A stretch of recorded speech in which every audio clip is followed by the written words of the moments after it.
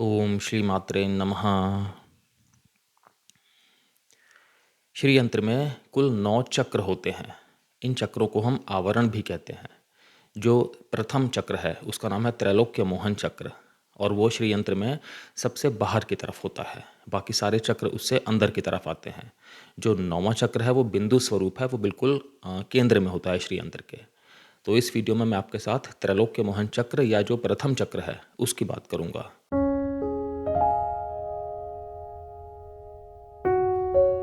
हर एक चक्र की अपनी अलग अधिष्ठात्री देवी होती हैं, जिन्हें हम चक्रेश्वर या चक्र नायिका भी कहते हैं। हर एक चक्र का अपना भौतिक स्वरूप अलग होता है, आध्यात्मिक महत्व अलग होता है।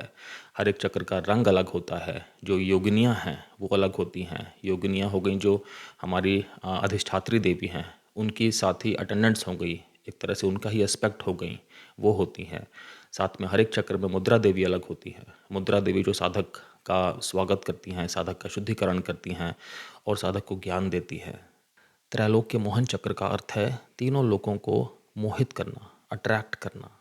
जो त्रैलोक्य मोहन चक्र है ये स्क्वायर शेप में होता है, मतलब कि वर्गाकार होता है।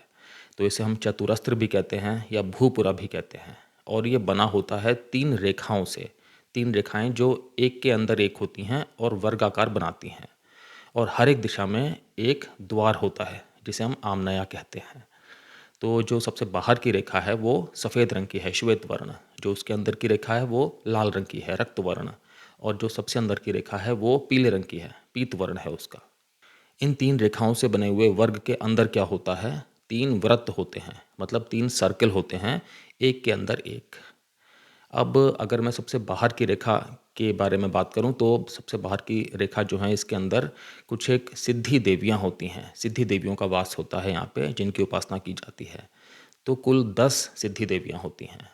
अणिमा, लघिमा, महिमा, ईशित्व, वशित्व, प्राकाम्य, प्राप्ति, इच्छा, भुक्ति और सर्वकाम सिद्धि। अणिमा का अर्थ है अपने आप को बहुत ज़्यादा छोटा कर देने की शक्ति, साइज़ में। तो बिल्कुल अणु आकार भी हो सकते हैं। लघिमा का अर्थ है अपने आप को बहुत ज़्यादा हल्का कर देने की शक्ति।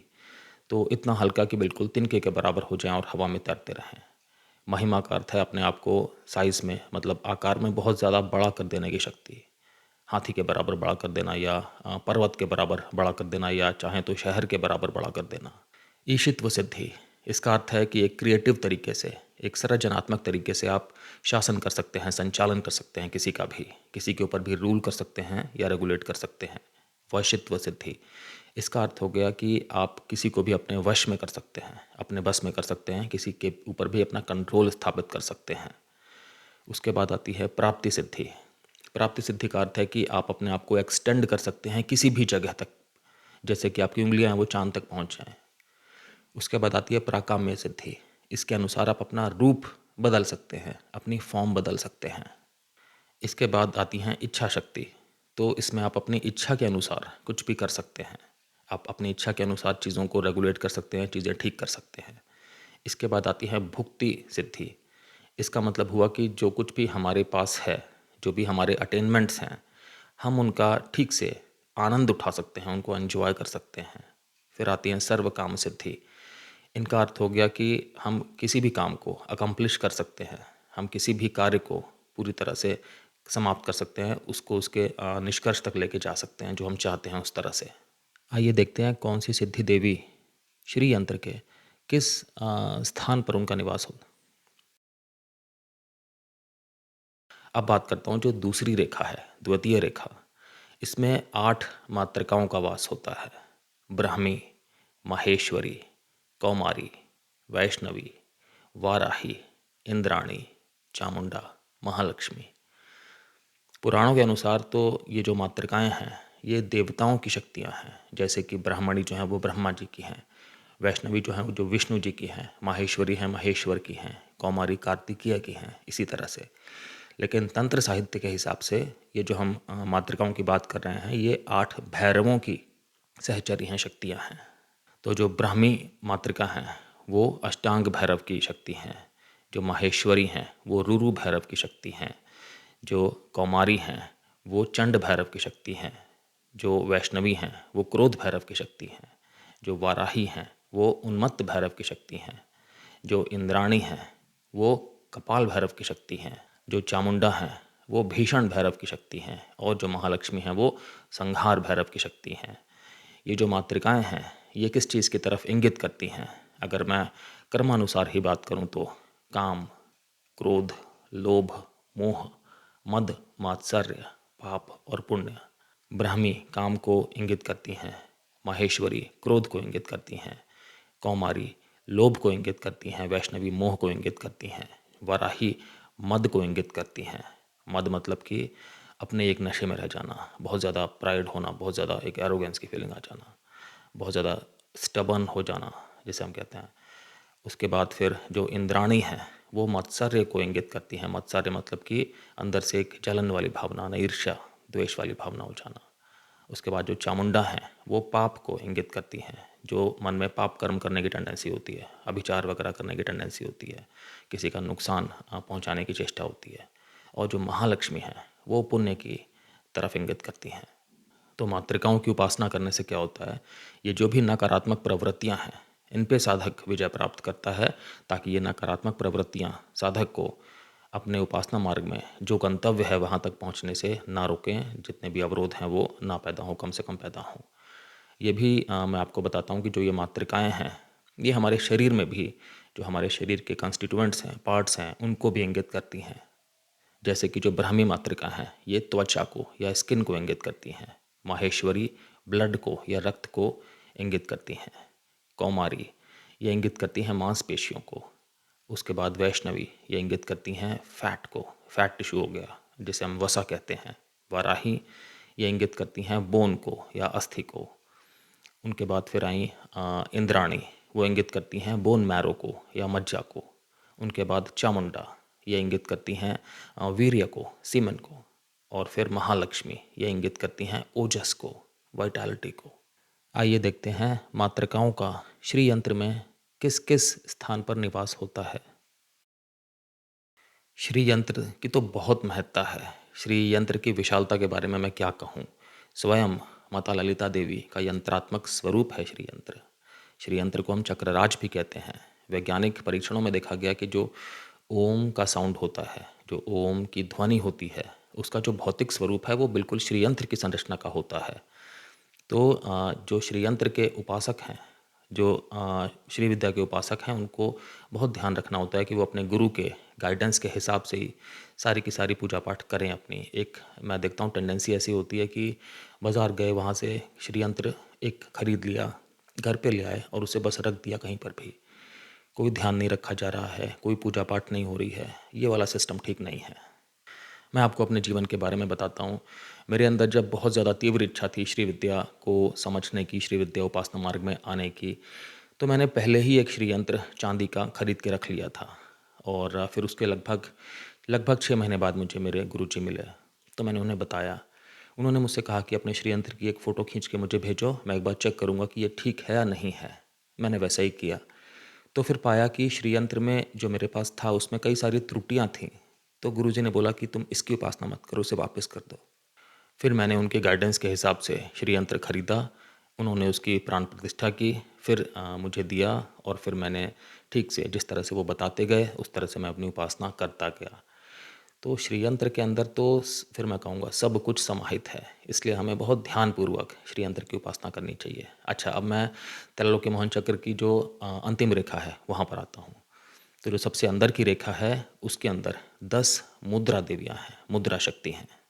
इन मुद्रा शक्तियों के नाम हैं सर्व संक्षोभिणी, सर्व विद्राविणी, सर्वाकर्षिणी, सर्व वशंकरी, सर्वोन्मादिनी, सर्व महांकुशा, सर्व खेचरी, सर्व बीजे, सर्व योनि और सर्व त्रिखंडा मुद्रा शक्ति। जिस तरह से इनके नाम हैं उसी तरह से इनके कार्यों का भी एक अर्थ मन में लगाया जा सकता है। जो सर्व संक्षोभिणी हैं वो क्या करती हैं, एजिटेट कर देती हैं। एजिटेटर ऑफ ऑल मतलब कि एक उत्तेजित कर देती हैं। आप मन में सोचें एक झील है जिसमें शांत पानी है, अगर उसमें कंकड़ डाल देंगे तो सारा का सारा पानी एजिटेट हो जाएगा। वो वाली चीज़ है कि मन के अंदर एक अचानक से विचार आना स्टार्ट हो जाना, अचानक से मन उत्तेजित हो जाना, पॉजिटिव में भी या नेगेटिव में। ये कार्य हो गया सर्व संक्षोभिणी देवी का। सर्वाकर्षिणी मोहित करने का, सर्व वशंकरी, सब कुछ वश में करने का। उसी तरह से सर्वोन्मादिनी, मद पैदा कर देने का। सर्व महांकुशा, अंकुश लगा देने का। सर्व खेचरी, किसी भी जगह पर जो है वो अपना स्वच्छंद विचरण करने का। सर्व बीजे, तो बीज फॉर्म में शक्ति है अंदर ही अंदर, वो शक्ति है जो कि प्रस्फुटित होकर के एक सर्जन कर सकती है। बीज हमें पता है कि बहुत पोटेंट होते हैं। सर्व योनि, ये है प्रोक्रिएशन की शक्ति, मतलब किसी भी चीज़ को उत्पन्न करने की शक्ति। सर्व त्रिखंडा, इन्हें हम सर्व त्रिखंडेशी भी कहते हैं, सर्वेश्वरी भी कहते हैं। ये सब पर शासन करेंगी। तो जो शुरू की 9 मुद्रा देवियाँ हैं, ये 9 चक्रों से संबंधित होती हैं। हमारा जो मूलाधार चक्र है, फिर हमारा जो स्वाधिष्ठान चक्र है नाभि के नीचे, फिर मणिपुर चक्र हो गया जो नाभि के स्तर पे हो गया, अनाहत चक्र हो गया जो हमारे हृदय के समीप हो गया, हमारी छाती में, फिर उसके बाद हमारा विशुद्धि चक्र हो गया जो हमारी गर्दन में है, फिर आज्ञा चक्र है जो हमारी दोनों आँखों की भौहों के बीच में है, फिर उसके बाद सहस्त्रारा चक्र हो गया जो हमारे हेड के टॉप पर है। सहस्त्रारा चक्र का अर्थ हो गया कि सहस्त्र दल पद्म, मतलब कि 1000 पंखुड़ियों का कमल, जहाँ पे कि शिव और शक्ति का वास होता है। फिर उसके बाद एक और चक्र हो गया जो कि हमारे जिह्वा के बिल्कुल अग्रभाग पर है, और एक चक्र हो गया जो हमारे नाक के ब्रिज पर है, जहाँ से हमारी नाक जो है वो उत्पन्न होती है यहाँ पे। ये 9 जो हैं मुद्रा देवी, इन 9 चक्रों के साथ में संबंधित हैं। और जो सबसे लास्ट हैं सर्व त्रिखंडा, वो क्या हैं कि वो सर्वव्यापक हैं। अब मैं आपको ये दिखाता हूँ कि जो मुद्रा देवियाँ हैं उनका श्री यंत्र में किस किस स्थान पर निवास है। एक चीज़ और बताता हूँ कि जो मुद्राएं हैं वो 3 तरह की होती हैं। स्थूल मुद्रा, जो हम अपने उंगलियों से, अपने हाथों से, अपने शरीर से मुद्रा बनाते हैं और देवी का आवाहन करते हैं। एक तरह से देवी के साथ साधक की ये बात करने की भाषा होती है, संवाद करने का एक एक तरीका होता है, कम्युनिकेशन स्थापित करने का। जो दूसरी श्रेणी है उसमें आ गई सूक्ष्म मुद्राएं, इसमें बीज मंत्र आते हैं। और जो तीसरी श्रेणी हो गई उसमें आती हैं परामुद्रा, जिसमें ये सारी मुद्रा देवियाँ जिनका नाम लिया मैंने। ये एक तरह से हमारा मेंटल ओरिएंटेशन होता है साधक का, अपने मानसिक रूप से मतलब इन सारी देवियों को मन में याद किया जाता है, मन में इनकी रचना की जाती है, और उसी के हिसाब से फिर ये साधक को मदद करती हैं कि साधक के मन में से ये सारा द्वैत भाव खत्म हो जाए, साधक को ये समझ में आ जाए, ये रियलाइज़ हो जाए कि सब कुछ एक ही है। इन सारी मुद्रा देवियों के बीज मंत्र भी हैं, तो एक एक करके मैं आपको बीज मंत्र बताता हूँ। सर्व संक्षोभिणी का बीज मंत्र है द्रम, सर्व विद्राविणी का बीज मंत्र है द्रीम, सर्वाकर्षणी का बीज मंत्र है क्लीम, सर्व वशंकरी का बीज मंत्र है ब्लूम, सर्वोन्मादिनी का बीज मंत्र है सह, सर्व महांकुशे का बीज मंत्र है क्रोम, सर्व खेचरी का बीज मंत्र है हसख फ्रेम, सर्व बीजे का बीज मंत्र है हस्सौम, सर्व योनि का बीज मंत्र है ऐम, सर्व त्रिखंडे का बीज मंत्र है हसरैम। तो ये बीज मंत्र देने का ये मतलब नहीं है कि आप अपने आप मन में बीज मंत्र स्टार्ट कर दें या अपने आप बोल बोल के बीज मंत्र का उच्चारण करना स्टार्ट कर दें। बीज मंत्र वगैरह हमेशा, जैसे मैंने पहले भी कहा था, एक गुरु के मार्गदर्शन में, गुरु की गाइडेंस के हिसाब से ही शुरू करना चाहिए। आप इस चीज़ को ऐसे समझिए कि अगर आपके शरीर में कोई बीमारी है तो आप एक डॉक्टर के पास जाएंगे, डॉक्टर आपका ठीक से चेकअप करेंगे, समझेंगे क्या कमी है, क्या करना है, और आपको उसी हिसाब से जो दवा देनी है, दवाएं भी बहुत तरह की होती हैं आप जानते हैं, तो जो दवा देनी है वही दवा देंगे आपको, ताकि वो दवा बिल्कुल अपने टारगेट तक काम करे और आप जो है वो स्वस्थ हो सकें।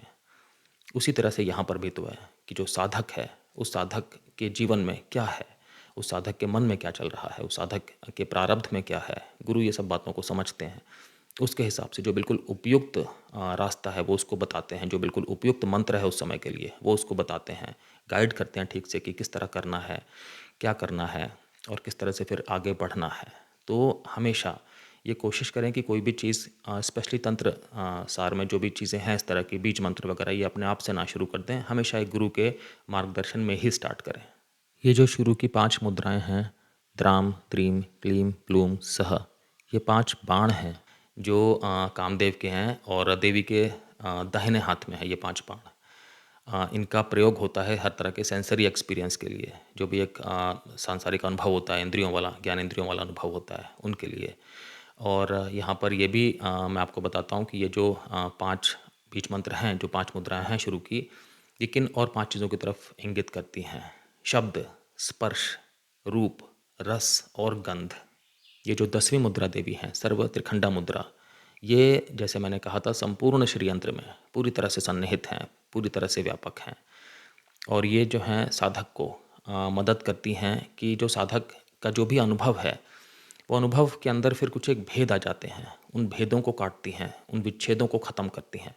क्या होता है कि जो भी हमारा अनुभव है ना, वो 3 हिस्सों में बँट जाता है। मतलब कि ज्ञात्र जो जानने वाला है, मैं मेरे अंदर जानने की इच्छा है।